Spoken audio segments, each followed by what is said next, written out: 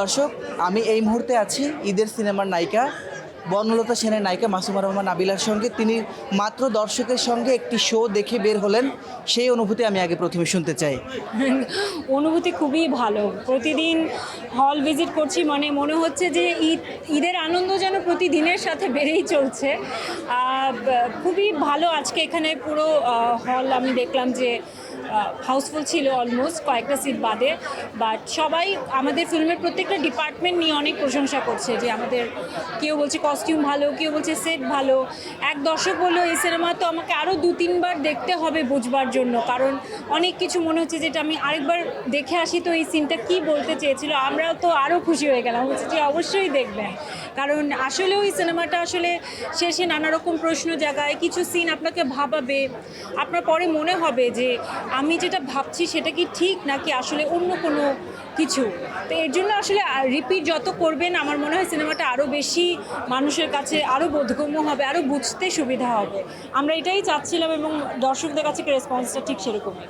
হ্যাঁ, মানে আমরা যতটুকু জানি যে ঢালিউডের ইতিহাসে যে ছবিগুলো মানে super duper bumper hit, repetitive দর্শক লাগে, কিন্তু মানে আমরা অনেক সময় শুনি না যে এই ছবিটা আমি 10 বার হলে গিয়ে দেখেছি। তো সেই ব্যাপারটা হওয়াটা খুব জরুরি এবং এই ছবির ক্ষেত্রে সেটা দেখছেন।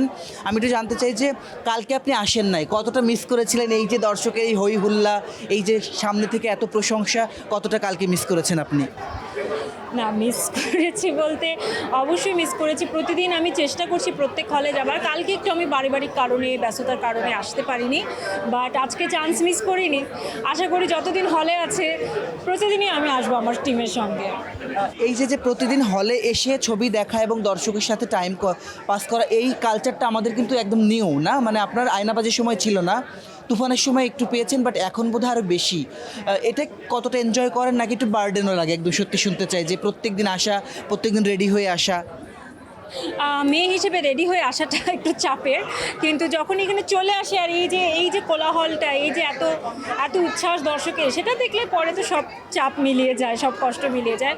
বাট ভালো লাগে। আয়নাবাজির সময় আসলে আমার মনে হতো আমরা একটা শুরু ছিল, এবং আমরা তখন হল ভিজিট হয়তো প্রথম দিন করেছিলাম যেদিন রিলিজ পেয়েছিল 2-3টা হলে, বাট এরপর থেকে আসলে আমাদের এই কালচারটা বা ট্রেন্ডটা শুরু হয়েছে। তুফানেও আমি এরকম দর্শকদের সঙ্গে ইন্টারাক্ট করেছি, বাট বনলতা সেনের সময় আসলে আমাদের না এখানে টিম এফোর্টটা অনেক বেশি। টিম এফোর্ট আমি এই ক্ষেত্রে বলতে চাচ্ছি যে সবাই খুব উচ্ছ্বসিত আমাদের এই সিনেমাটা নিয়ে।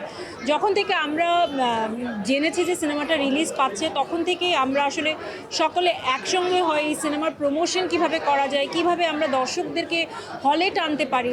এটা শুধু এমন না যে একটা সার্টেন মানুষকে জব দিয়ে দেওয়া হলো যে আপনি পিআর করেন বা আপনি সব কিছু দেখেন আর সেই কাজগুলো করছে, আর আমাদের কাজ অ্যাক্টিং করা, আমরা শেষ বসে গেছি তা না। আমরা সবাই চেষ্টা করছি যার যার জায়গা থেকে সম্মিলিতভাবে সিনেমাটাকে আরও কতটা দর্শকদের কাছে পৌঁছানো যায়।